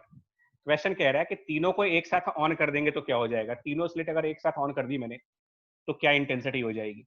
तो उसके लिए क्या कह रहे हैं कि जब 2 स्लिट बंद कर दोगे तो सिर्फ एक ही वेव जाएगी, तब इंटेंसिटी ए के प्रोपोर्शन में चलेगी, और जब तीनों स्लिट ऑन कर देंगे तो 3 वेव आएंगी, तीनों का रिजल्टेंट आर के हिसाब से चलोगे, यानी कि आर स्क्वायर के प्रोपोर्शन में आपका नेट इंटेंसिटी चला जाएगा और ए स्क्वायर के प्रोपोर्शन में इंटेंसिटी किसी एक स्लिट की वजह से जो आ रही होगी, यानी कि आई नॉट, और यहाँ पर 1 + 2 cos phi होल स्क्वायर, ये बनेगा आपका नेट इंटेंसिटी का फॉर्मूला। अब आप मुझे बताओ इसकी मैक्सिमम वैल्यू कब आएगी, इस नेट इंटेंसिटी की मैक्सिमम वैल्यू क्या बनेगी, ये देखते हैं, है ना। Maximum value of net intensity, तो आई नॉट 1 + 2 cos फाई का होल स्क्वायर, बताना क्या हो सकता है कि मैक्सिमम नेट इंटेंसिटी कब आएगी। अगर आपसे पूछ रहा है कि maximum value of I net कितनी हो सकती है, तो 9 I naught. 9 ही होगा, बिकॉज cos 9 होगा, यस सर। cos फाई 1 रख दीजिए तो 9 हो जाएगा। आप कुछ पैटर्न टाइप समझो, YDSE में एक स्लिट अगर आई नॉट इंटेंसिटी देती थी तो The maximum number of slits का square हो रहा है. स्क्वायर टाइप से मैक्सिमम इंटेंसिटी हमेशा स्लिट के नंबर्स का स्क्वायर होती चली जाएगी अगर आइडेंटिकल स्लिट्स हैं तो। और मिनिमम इंटेंसिटी, मिनिमम इंटेंसिटी क्या I होगी naught. बच्चा, मिनिमम तो जीरो होगा ना, इंटेंसिटी तो जीरो होगा ना, मिनिमम हमेशा जीरो होगा। लेकिन कब होगा, देखिए मैक्सिमम 9 I नॉट होगा जब cos फाई को आप 1 करेंगे, cos phi equal to 1 + 1, cos phi equal to +1, यानी कि फाई इक्वल टू 2n पाई। और ये जो मैक्सिमम इंटेंसिटी है इसको हम कहते हैं कि ये इनका कंस्ट्रक्टिव इंटरफेरेंस है, और डिस्ट्रक्टिव इंटरफेरेंस मतलब minimum intensity. Intensity minimum zero हो सकती है, जीरो कब होगी, जब आप cos फाई को -½ रखो, cos फाई इक्वल टू -½ रख दीजिए, आ जाएगा जीरो आंसर। इससे फाई कितना बनेगा हमारा, cos फाई अगर -½ रखना चाहते हो तो फाई की जनरलाइज वैल्यू, फाई की जनरल वैल्यू निकालें अगर, कि cos फाई अगर -1/2 है तो फाई का जनरल सोल्यूशन क्या बन रहा होगा इस टाइम पर, या फिर आप मतलब वैसे ही बता दो 2n pi plus minus 2 pi by 3. तो 2n pi plus minus pi by 3। हाँ देखिए पहली वैल्यू आपकी आएगी 2 pi/3, मैं कुछ वैल्यूज लिख रहा हूँ, 2 pi/3, 4 pi/3, 8 pi/3, चेक करिएगा, मैं वैल्यूज लिख रहा हूँ, आप वैल्यूज वेरीफाई करना। ट्रिग्नोमेट्री पे मैं ज्यादा डिटेल में घुसना नहीं चाह रहा, बिकॉज वो फिर डिबेट का पार्ट हो जाता है कि मेरा सही है तुम्हारा सही है। देन 10 pi/3, इसके बाद अगला वैल्यू आएगा, मैं आपको बता दूं नेक्स्ट वैल्यू जो आएगी वो आएगी करीब 14 pi/3। अब आप बाकी देख लो पैटर्न क्या बन रहा है इसका, और मेरे से बेटर तरीके से आप ट्रिग्नोमेट्री पढ़िए ना एक बार, cos फाई -½ को जनरलाइज करिए और उस जनरलाइज सोल्यूशन में चेक करो, आप जो भी जनरलाइज सोल्यूशन बोल रहे हो क्या उस जनरलाइज सोल्यूशंस के ये आंसर्स बन रहे हैं, 2 pi/3, 4 pi/3 2n pi plus minus 2 pi by 3 होगा। करके देखो, उससे क्या यही आंसर आ रहे हैं, या इसके क्या बीच में 6 pi/3 तो नहीं आ रहा कहीं। मतलब मैं आपके ऊपर छोड़ दे रहा हूँ, ये मैं मेरे पर नहीं, देखो इस चैप्टर में ट्रिग्नोमेट्री बहुत ज्यादा है, तो मैं कितनी हेल्प करूंगा यार, मैं तुमको आइडिया दे सकता हूँ, टॉर्च लेकर के रास्ता दिखा सकता हूँ, चलना तुमको ही उस पे, भाई गाइड बन सकते हैं लेकिन आपकी जगह चलेंगे थोड़ी वहां पर। तो इस बार डिस्ट्रक्टिव इंटरफेरेंस की कंडीशंस चेंज हो गई हैं। मतलब क्या हुआ है, देखो आंसर मेरे सही है, मुझे भरोसा है इसके ऊपर। मतलब हुआ क्या, देखिए जब फाई की वैल्यू से चलते हैं तो फाई की, आपको ना एक पैटर्न समझाते हैं यहाँ पर, एक पैटर्न। आप जैसे नंबर लाइन बनाते हो ना, वैसे मैं फाई की लाइन बना रहा हूँ, फाई की लाइन। सेंटर पॉइंट को मैं फाई इक्वल टू 0 कह रहा हूँ, उसके बाद फाई इक्वल टू 2 पाई, उसके बाद phi equal to 4 pi and so on, इस तरीके से। इधर -2 पाई कर लो, 2 पाई के इंटरवल पे बनाओ आप, -4 पाई। अब जरा रिकॉल करिए 2 स्लिट एक्सपेरिमेंट जब किया था हमने, 2 स्लिट वाला एक्सपेरिमेंट, तो कंडीशंस क्या बताई गई थी मैक्सिमम इंटेंसिटी की। 2 स्लिट के एक्सपेरिमेंट में मैक्सिमम इंटेंसिटी की जो कंडीशंस थी, कहा गया था 2 स्लिट एक्सपेरिमेंट में कि मैक्सिमम इंटेंसिटी की कंडीशंस थी पाथ डिफरेंस के बारे में चलते हैं। पाथ डिफरेंस 2n × λ/2 कहा गया, और फेज डिफरेंस जब कैलकुलेट करोगे तो वो 2 pi by lambda into path difference लगाओगे, तो पाथ डिफरेंस आपका n लैम्डा है, n लैम्डा जब यहाँ पर लेकर के आओगे तो ये 2n पाई बन जाएगा, 2n पाई। तो 2 स्लिट के एक्सपेरिमेंट में फाई 0 पर कंस्ट्रक्टिव इंटरफेरेंस है, फाई 2 पाई पर कंस्ट्रक्टिव इंटरफेरेंस है, फाई 4 पाई पर कंस्ट्रक्टिव इंटरफेरेंस है, -2 पाई पर -4 पाई पर कंस्ट्रक्टिव इंटरफेरेंस है। ये 2 स्लिट एक्सपेरिमेंट की बात कर रहे हैं। और वहां डिस्ट्रक्टिव इंटरफेरेंस के लिए क्या कहा जाएगा, ऑब्वियसली, और ये भी यही चीज भी मैंने समझाई भी थी आपको यहाँ पर, ये यही चीज बता रहे थे अभी आपको, देखो कि जितने मिनिमाज हैं वहां पर फेज डिफरेंस पाई, 3 पाई, 5 पाई है, और जितने मैक्सिमाज हैं वहां 2 पाई, 4 पाई, 6 पाई, इस तरीके से चलता है ये।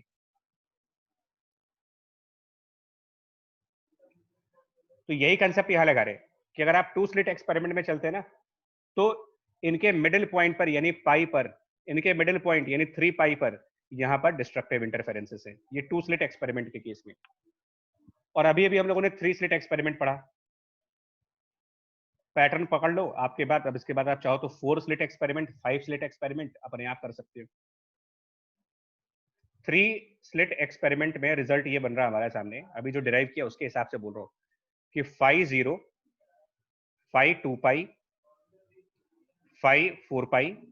एक साइड का दिखा देता हूँ, दूसरे साइड का दिखाते हैं। क्या रिजल्ट बन रहा है आपका? जब भी 5 2n पाई है तो मैक्सिमा है, 2n पाई मैक्सिमा है। जी कनक सही है, हाँ 2n पाई मैक्सिमा है, 2n पाई। तो ये यहां पर भी कंस्ट्रक्टिव इंटरफेरेंस है, सेम चीज है, रिजल्ट सेम है। कंस्ट्रक्टिव इंटरफेरेंस के रिजल्ट में फर्क नहीं है, यहां पर भी 2n पाई पर कंस्ट्रक्टिव है और 3 स्लिट में भी 2n पाई पर कंस्ट्रक्टिव है। लेकिन 2 पाई बाई 3 और 4 पाई बाई 3 ये दो ऐसी वैल्यूज हैं जहां पर इंटेंसिटी 0 हो रही है। और ये दोनों वैल्यू अगर आप नोटिस कर पाए तो 0 और 2 पाई के बीच में ही आएंगी। 2 पाई बाई 3 इनके बीच में आएगा 120 डिग्री, 4 पाई बाई 3 इनके बीच में आएगा 240 डिग्री। यानी 2 बार डिस्ट्रक्टिव इंटरफेरेंस होगा आपका। मतलब दो कंस्ट्रक्टिव इंटरफेरेंस के बीच में, दो कंजिक्यूटिव कंस्ट्रक्टिव के बीच में 2 बार डिस्ट्रक्टिव इंटरफेरेंस है। और यहां 2 कंजिक्यूटिव कंस्ट्रक्टिव के बीच में सिंगल डिस्ट्रक्टिव है। मतलब नंबर ऑफ डिस्ट्रक्टिव इंटरफेरेंसेस काफी ज्यादा चेंज होंगे अब यहां पर। और एक बड़ा सिमिलर पैटर्न बनता है, जानते हो, जितनी स्लिट्स हो ना आप इसको उतने इक्वल डिविजन्स करें। जैसे 2 पाई का इक्वल डिवीजन करिए, 2 पाई का इक्वल डिवीजन मतलब 2 स्लिट्स हैं तो उसको 2 से डिवाइड करो पाई। 3 स्लिट्स हैं तो 0 से 2 पाई को 3 पार्ट्स में डिवाइड करो, 0 से 2 पाई को 3 इक्वल पार्ट्स में डिवाइड कर दीजिए। क्या यही नहीं बन रहा 2 पाई बाई 3, 4 पाई बाई 3? क्या ये तीनों इक्वल सेगमेंट्स नहीं हो जाएंगे? तो जितने नंबर ऑफ स्लिट्स हैं, अगर आप 0 से 2 पाई को उतने डिविजन्स करते चले जाओगे तो आपको डिस्ट्रक्टिव इंटरफेरेंस की ऑब्जेक्टिवली कंडीशंस मिलती चली जाएंगी।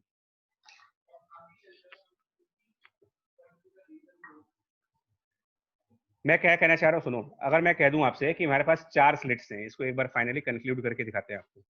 अगर आपके पास 4 स्लिट्स हैं मान लीजिए, तो आप ये कहोगे फाई 0 डिग्री, अब मैं फाई लिख नहीं रहा हूं, ये फाई की ही लाइन चल रही है, फाई 2 पाई 4 पाई, इन पे कंस्ट्रक्टिव होगा, चाहे नंबर ऑफ स्लिट्स आप कितनी ही यूज कर लो, ये सब कंस्ट्रक्टिव इंटरफेरेंस है। इससे नंबर ऑफ स्लिट्स इसको कोई फर्क नहीं पड़ता। लेकिन अब आप 2 पाई को 4 पार्ट्स में डिवाइड करें, 2 पाई को 4 पार्ट्स में डिवाइड करिए। सर पाई बाई 2 की डिफरेंस है। 2 पे पहला पाई हाँ, बाय 2 एंड तो पाई पाई बाई 2 पर डिस्ट्रक्टिव, पाई पर डिस्ट्रक्टिव, 3 पाई बाई 2, मतलब कि इतने फेज डिफरेंस जब आएंगे तो ये phase difference destructive interferences provide करेंगे, यानी 0 इंटेंसिटी के पॉइंट्स होंगे ये। यानी कि दो मैक्सिमम इंटेंसिटी के बीच में, दो मैक्सिमम इंटेंसिटी के बीच में 3 बार 0 इंटेंसिटी आएगी। I0, I0, फिर I0। Between 2 maximum intensity, 3 times intensity will become 0. 3 slit में between 2 maximum intensities, 2 times intensity will become 0. 2 slit experiment between 2 maximum intensities, 1 time intensity will become 0. और ये हमने ग्राफ में दिखाया था, यही चीज पीछे ग्राफ में दिखाई थी लास्ट लेक्चर में। पढ़ते हैं जल्दी से उसको जरा, कहाँ गया वो, पीछे रह गया क्या, कहाँ चला गया भाई वो। पन्ने इतने हो गए कि वो नोट्स मिलते भी नहीं है। कहाँ गया ग्राफ यार भाई, बताओगे जरा किस, ये इसके पहले वाला ग्राफ था मेरे ख्याल से, जहां पर सेम वाले लिए थे, ये वाला, कि दो मैक्सिमा के बीच में, डबल स्लिट एक्सपेरिमेंट में दो मैक्सिमा के बीच में आप कितनी बार 0 इंटेंसिटी को टच कर रहे हो, सिंगल। ये डबल YDAC, ये 2 स्लिट एक्सपेरिमेंट का केस था। लेकिन 3 स्लिट एक्सपेरिमेंट ऐसा नहीं है। 3 स्लिट एक्सपेरिमेंट में अगर आपको ग्राफ पूछा जाए कि इंटेंसिटी का ग्राफ कैसा होना चाहिए, तो आप गेस करो कैसा ग्राफ बनेगा, है ना। अभी आप, और उसको मैथमेटिकली भी कर सकते हो, और बाकी अगर मैथ्स नहीं आती है तो कोई बात नहीं, बात तो है, लेकिन यहाँ पर कोई बात नहीं है, मैथ नहीं आती तो वैसे भी आप इंजीनियरिंग का ख्वाब छोड़ें। बट फिलहाल इसको कैसे करेंगे, तो देखो आप चाहो तो ऐसे भी कर सकते हो, आई नॉट और 1 + 2 cos phi का होल स्क्वायर है ये, 1 + 2 cos phi का होल स्क्वायर। तो इसका ग्राफ अगर आप प्लॉट करना चाहते हो ना, देखो मैं दिखाता हूँ आपको कैसे हो सकता है। ये तो मेरी बात पर आप यकीन करोगे नहीं, तो I = I naught 1 + 2 cos phi and whole square.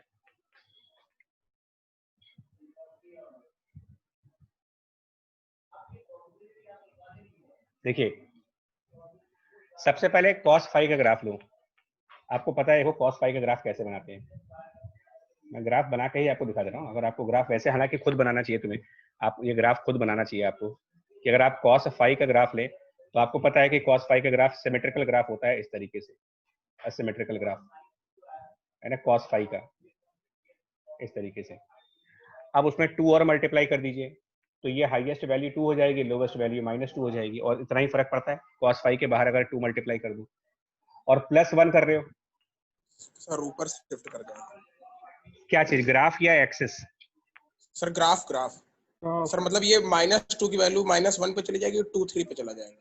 हाँ, मतलब शिफ्टिंग ऑफ ओरिजिन वाला कंसेप्ट आ गया ना ये। तो मैं एक तरीके से इसको नीचे शिफ्ट कर दे रहा हूँ, चलेगा? सर आप -2 और 2 को चेंज करके हाँ, मतलब मैं आपको बहुत वो स्टेप दिखा रहा हूँ, मैथ पे आ गए अब आप, कि कैसे ग्राफ बनता है। तो आप यहाँ पर -1 दिखा देंगे और ऊपर +3 दिखा देंगे। सही लिख रहा हूँ मैं, मतलब सही चल रहा है मेरा कंसेप्ट? Yes. है ना? Yes, sir. वो मैथ आती है भाई। अब आपको cos स्क्वायर करना है, मतलब ये पूरा ग्राफ, ये ग्राफ आपने 1 + 2 cos phi का बनाया है, 1 + 2 cos phi का ग्राफ आया ये। अब आपको उसके स्क्वायर का ग्राफ चाहिए, मतलब आपने ग्राफ तैयार कर लिया, अब आपका ग्राफ 1 + 2 cos phi का रेडी हो गया। अब आपको उसका स्क्वायर करना है। सर नीचे वाली जितनी वैल्यूज है वो मिरर इमेज हो जाएंगी ऊपर। ठीक है, तो अब मैं कर दूं उसको, कर दें, मतलब इसको आप एक तरीके से ऐसे कर देंगे, 2 बार ऊपर ले जाएंगे, और अब आप नीचे वाली वैल्यूज को इरेज कर देते हैं, है ना? और वो वैल्यूज बदल जाएंगी एक्चुअली यार, जानते तो बदल के क्या हो जाएगी, यहाँ 3 नहीं आएगा, नहीं स्क्वायर भी तो हो गया ना।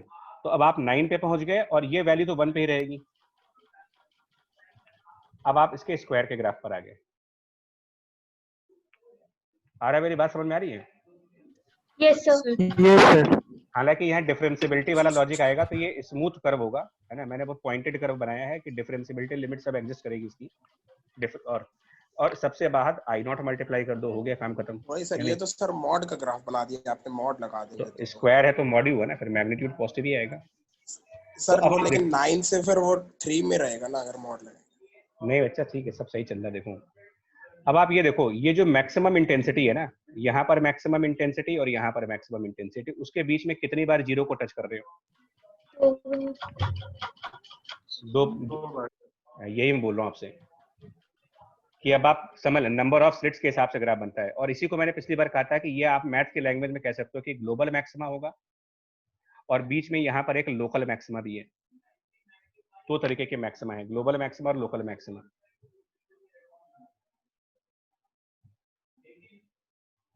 मतलब एक बहुत ज्यादा ब्राइट बैंड आएगा, एक थोड़ा सा ब्राइट बैंड आएगा, और बीच में डार्क बैंड आएंगे। मतलब अगर आप सुनना चाहते हो कि कैसा क्या होगा, तो मैं आपको बताता हूँ किस तरीके की सिचुएशन बनेगी आपकी। स्क्रीन के ऊपर क्या दिखेगा,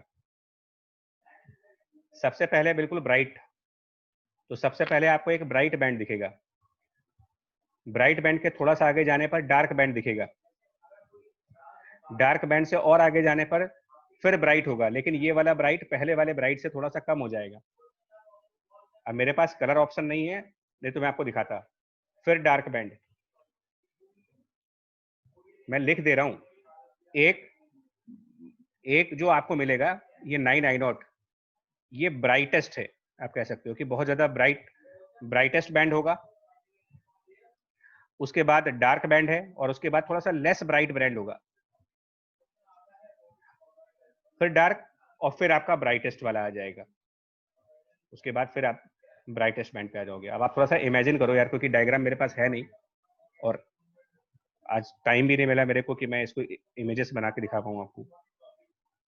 बट आप इमेजिन कर पा रहे हो, ये आपका ओमेगा कहलाएगा फ्रिंज विड्थ, कि दो ब्राइटेस्ट मैक्सिमास के बीच में, मतलब दो ग्लोबल मैक्सिमास के बीच में एक लोकल मैक्सिमा वाला पॉइंट भी होगा।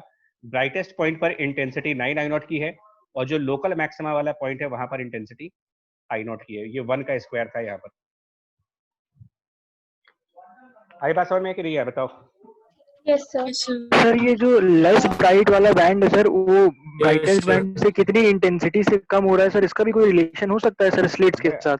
आ तो रहा है 9 और 1 यहाँ पर। नहीं सर, अगर स्लिट्स बढ़ जाए तो सर, 16 तो वो और 16 और 9 हो जाएगा। 16 और 1, अच्छा, वो हमेशा 1 ही रह जाएगा। वो 1 रहेगा, और मैक्सिमम जो आएगा ना वो हमेशा आपका नंबर ऑफ स्लिट्स के स्क्वायर पे चले जाएगा। Okay sir, okay sir. Sir जी excuse sir, four slit experiment जो होगा वो भी सिमिलर ही ग्राफ बनेगा, कैसे कह सकते हैं? नहीं सिमिलर थोड़ी होगा। देखिए, आपको दो मैक्सिमा के बीच में कितनी बार जीरो को टच करना है, ये देखो ना। Okay sir. अगर आप 4 स्लिट एक्सपेरिमेंट का ग्राफ, मैं रैंडम बना रहा हूँ, बट इसको आप डिराइव नहीं करेंगे, डेरिवेशन आप लोग खुद करिए। हालांकि पूछा उछा नहीं जाएगा, बहुत रेयर चांसेस है, लेकिन एनएससी ईपी में और केवीपीवाई में चांसेस ज्यादा हैं। जेई में भले ना हो, लेकिन बाकी दो एग्जाम्स में इसके अच्छे खासे चांस है। तो कैसा होगा मैं दिखा रहा हूँ आपको।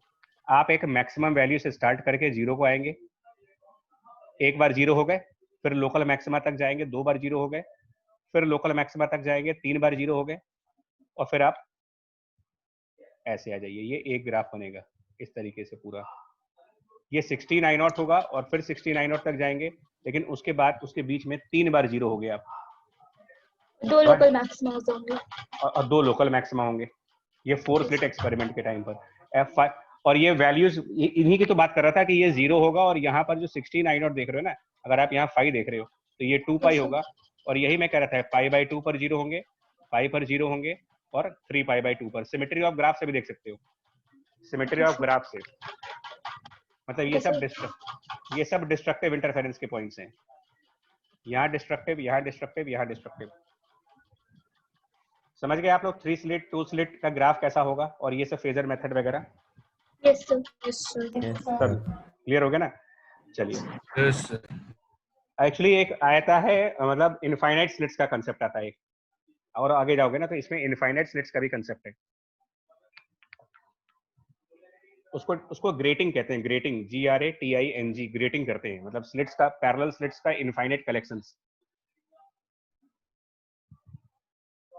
चलिए, अब कुछ क्वेश्चंस करेंगे, 2-3 क्वेश्चंस मेरे को करने हैं आज के टॉपिक पर, और उसके बाद देखो problems from the H C Verma sir book जो है उनकी वॉल्यूम 1 से, मतलब इंटरफेरेंस वाले चैप्टर में इनका फर्स्ट क्वेश्चन यहाँ 3 स्लिट का है, लेकिन यहाँ फॉर्मूला नहीं लगाना आपको। देखो इन्होंने क्या कहा है, ये प्रॉब्लम नंबर 28 है, प्रॉब्लम नंबर 28 है, और अगर आप पेज नंबर चाहते हो तो पेज नंबर मैं बता दे रहा हूँ।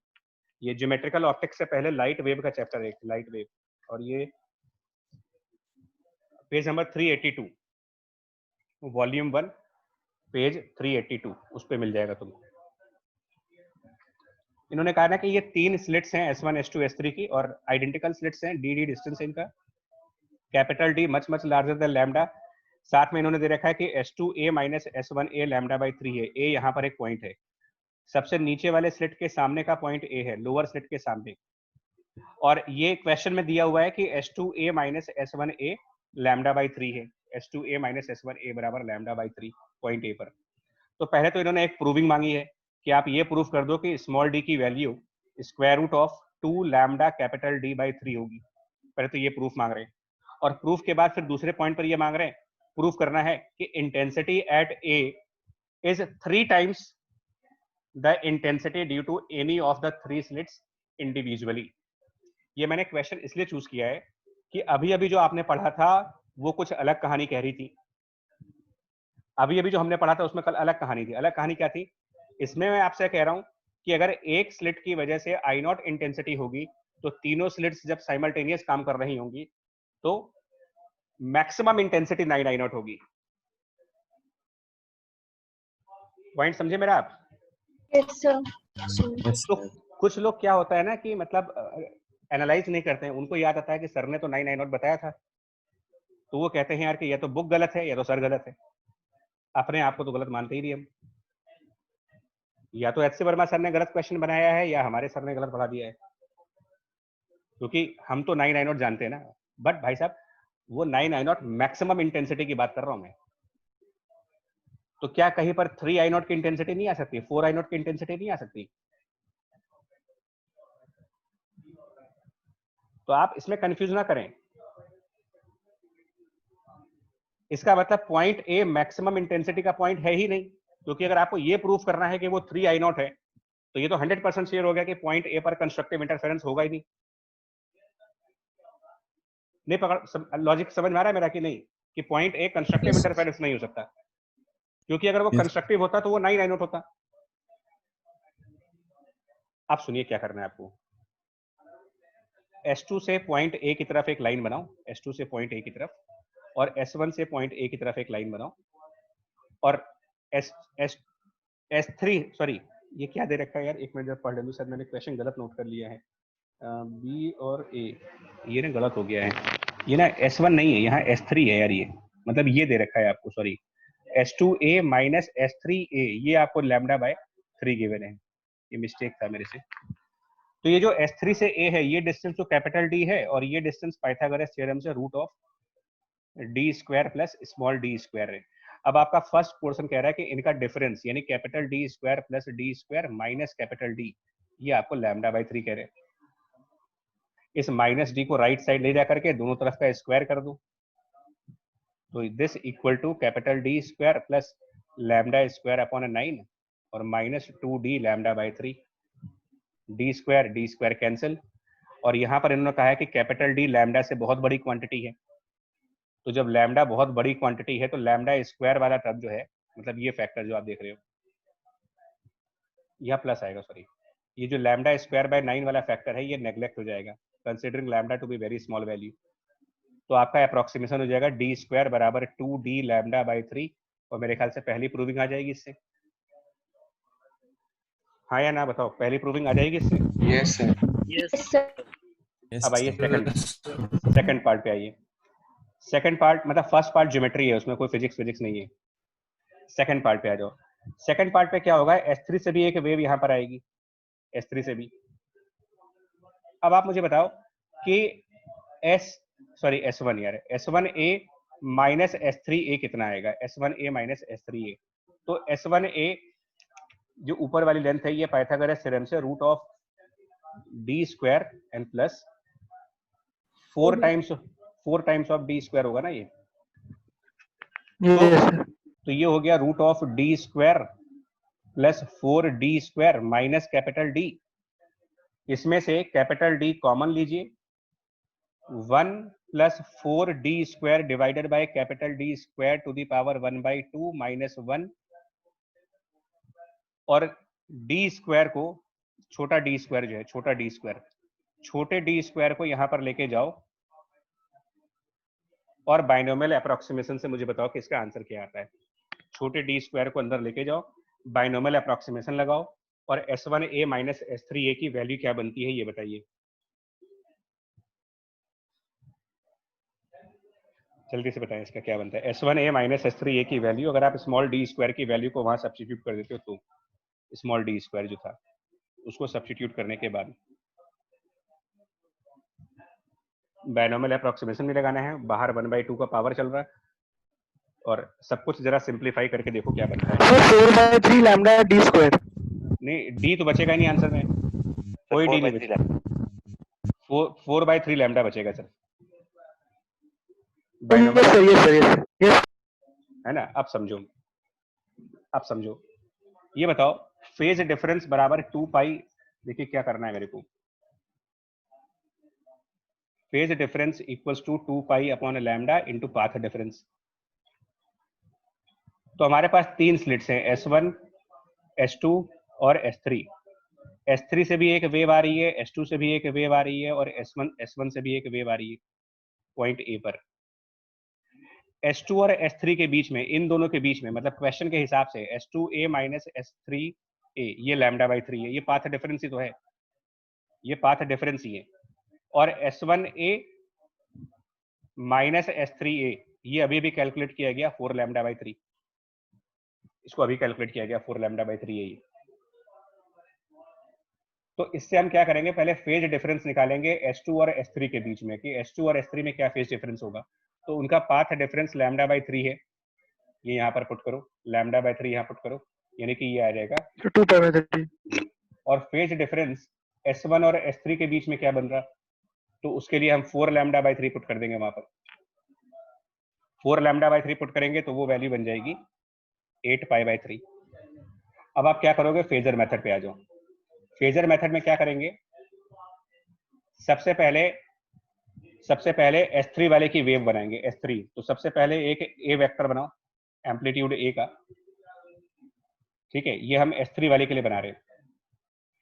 S3 वाले से कितने एंगल पर S2 वाली की वेव दिखाई जाएगी, मतलब कितने एंगल पर S2 वाले का एम्पलीट्यूड दिखाओगे, तो 120 पर। तो 120 पर एक और वेक्टर बनाएंगे, ये फेजर मेथड इसको बोलते हैं।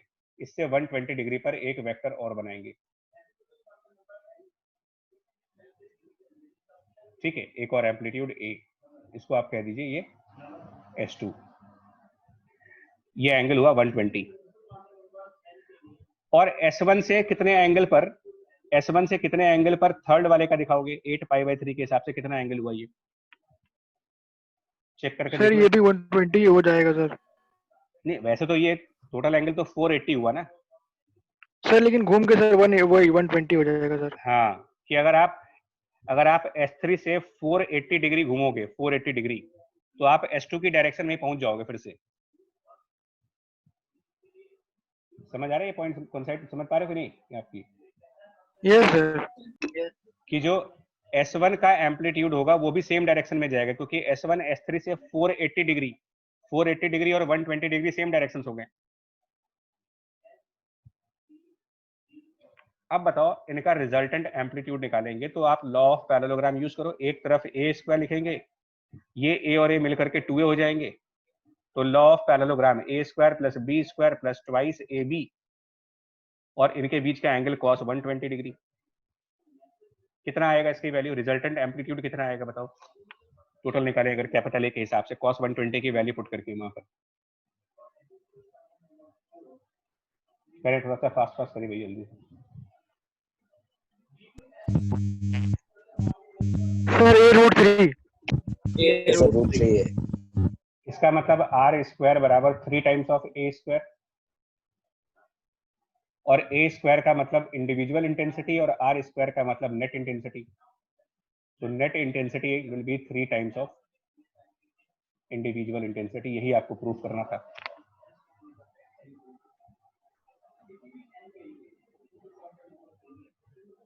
पकड़ पाया लॉजिक भाई इसका?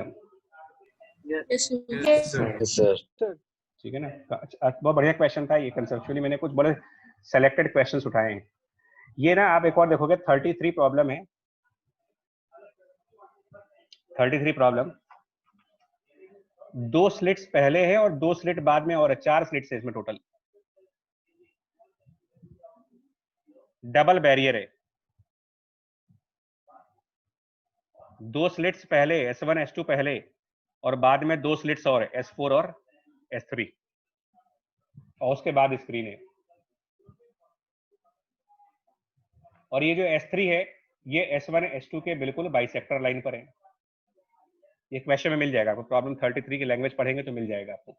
और उसमें जेड के बारे में 3 केसेस हैं। फर्स्ट केस में उन्होंने क्या लिया है, फर्स्ट केस में z = λd / 2d। Second case में भी उन्होंने z की एक वैल्यू दी है λd/d, और थर्ड केस में उन्होंने z की एक वैल्यू दी है λd/4d। ये 3 वैल्यूज हैं। और फिर उन्होंने पूछा है कि जो ये स्क्रीन है यहाँ पर मैक्सिमम और मिनिमम इंटेंसिटी का रेशियो क्या बन रहा होगा। ये क्वेश्चन इनका, कि स्क्रीन के ऊपर मैक्सिमम इंटेंसिटी और मिनिमम इंटेंसिटी में क्या रेशियो बनेगा। लॉजिक सुनिए, इसमें 2 बार इंटरफेरेंस होना है। पहला इंटरफेरेंस S1 और S2 का होगा, और दूसरा इंटरफेरेंस S3 और S4 का होगा। तो पहली बार जब इंटरफेरेंस होगा, फर्स्ट टाइम इंटरफेरेंस, तो हम ये मान लें कि अगर S2 से I0 इंटेंसिटी जा रही है और S1 से भी I0 इंटेंसिटी जा रही है, तो पॉइंट S3 पर कितनी इंटेंसिटी आएगी? अगर ये S1 और S1 S2 हाँ कितनी आ जाएगी? S1 S2 के बाइसेक्टर पे है ये 4 I0 4 I0। और S4 पे कितना आएगा? तो अब इसके लिए क्या करोगे ना, पहले वाले इंटरफेरेंस में आप इंटेंसिटी के फॉर्मूले पे जाओ। इंटेंसिटी का फॉर्मूला था 4I0 यानी कि मैक्सिमम टाइम्स कॉस स्क्वायर 5/2 और 5 is 2 pi by lambda into path difference which is d sin theta। तो हम यहाँ पर 5/2 की वैल्यू पुट कर रहे हैं, पाई ओवर लैम्डा डी, और साइन थीटा की जगह टेन थीटा करके हम z अपॉन कैपिटल डी कर देंगे, साइन थीटा को अप्रोक्सीमेटली मान करके। अब आप फर्स्ट पार्ट को, चलिए हम एक बार काम करते हैं, पहले पार्ट का सोल्यूशन लेते हैं। फर्स्ट पार्ट का, फर्स्ट पार्ट में z equal to lambda capital D upon 2d है। तो आप इंटेंसिटी S4 वाले पॉइंट की तो इससे निकालेंगे। देखिए इंटेंसिटी S3 वाले पॉइंट की 4I0 है, ये समझ में आता है। इंटेंसिटी S4 वाले पॉइंट की आप देख लो कितनी होगी, z की वैल्यू पुट करो, lambda capital D upon 2d, यहाँ पर पुट करके देखो कितनी आ जाएगी S4 पर इंटेंसिटी। अगर हम लैम्डा की, z की ये वैल्यू रखें, lambda capital D divided by 2 small d। Zero sir, ये तो जीरो आ रही है। जीरो। हाँ, तो अब स्क्रीन पर इंटरफेरेंस S4 और S3 का होना है। तो जब S4 0 आ गया, यानी एक तरीके से एक ही सोर्स काम कर रहा है आपका, 4I0t।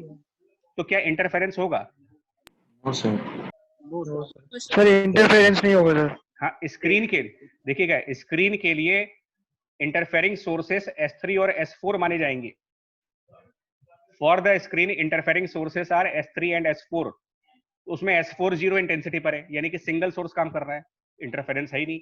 तो क्या रेशियो बनेगा मैक्सिमम टू मिनिमम इंटेंसिटी का, जब इंटरफेरेंस हो ही नहीं रहा? 1:1, मतलब सर यूनिफॉर्म होगा इंटेंसिटी। हाँ, तो ये वही सब क्वेश्चन है, I max by I min equals to 1। एक और दिखा देते हैं सेकंड पार्ट, क्या बनेगा इंटेंसिटी। देखिए S4 का तो, S3 तो ठीक है, S3 4I0 ही रहना है क्योंकि वो बाइसेक्टर पे है, और सर यहाँ पे 4I0 ही रहेगा। S4 यहाँ 4I0, तो दोनों 4I0 हो गया। अब 4I0 के जब दो सोर्सेस मिलेंगे तो मैक्सिमम कितना आएगा आपका, याद करिए सिंगल वाले का हमेशा 4 टाइम्स हो जाता है। 16 I0 थे तो मैक्सिमम 4I0 हुआ। अब 4I0 जब मिलेंगे तो मैक्सिमम 16I0 हो जाएगा और मिनिमम 0 होगा। थर्ड पार्ट में क्या आंसर आ रहा है आपका? थर्ड पार्ट बता दो, लास्ट है IS3 स्टिल सर वो 2 आ जाएगा, 2I0 और ये 2I0। तो एक इंटेंसिटी 4I0 हो गई, एक 2I0 हो गई, तो मैक्सिमम कैसे निकालेंगे? तो यहाँ पर ना आप ये वाला फॉर्मूला लगाएंगे। इंटेंसिटी का एक जनरलाइज फॉर्मूला था I1 plus I2 sir 2 into root of I1 I2 cos phi। हाँ, तो इसको यूज करिएगा। इसमें एक I1 को आप 4I0 मान लेना और I2 को 2I0 मान लेना, और cos phi को +1 करके आपको मैक्सिमम इंटेंसिटी मिल जाएगी और cos phi को -1 करके मिनिमम इंटेंसिटी मिल जाएगी, और तब आप उसका रेशियो फाइंड कर सकते हो। आया लॉजिक समझ में? Yes sir. ठीक है बच्चा, तो अब एक अब करेंगे नहीं, बस आपको बता दे रहे हैं। एक क्वेश्चन और आपको करना है, सिमिलर बेसिस पर है ना, वो मैंने लिया नहीं है एक्चुअली, ये भी डिस्कस करना था 27th क्वेश्चन, बट बुक में ना, आपके बुक में 34th प्रॉब्लम सिमिलर है। 33 मैंने कराया है, 34th आप करिएगा, और इसके बाद ये 27th में मेरे को करना है, और उसके बाद ये लॉयड्स मिरर के एक्सपेरिमेंट है जो अगली क्लास में कराएंगे। काफी इंटरेस्टिंग रिजल्ट है ये भी। अब हम थोड़ा सा क्लास 11th का एक लेक्चर पढ़ना होगा तुम्हें, reflection of wave. Class 11th में इसका डेरिवेशन किया गया था, रिफ्लेक्शन ऑफ वेव का, जिसमें एम्पलीट्यूड ऑफ रिफ्लेक्टेड वेव और एम्पलीट्यूड ऑफ ट्रांसमिटेड वेव का डेरिवेशन था मैकेनिकल वेव चैप्टर में।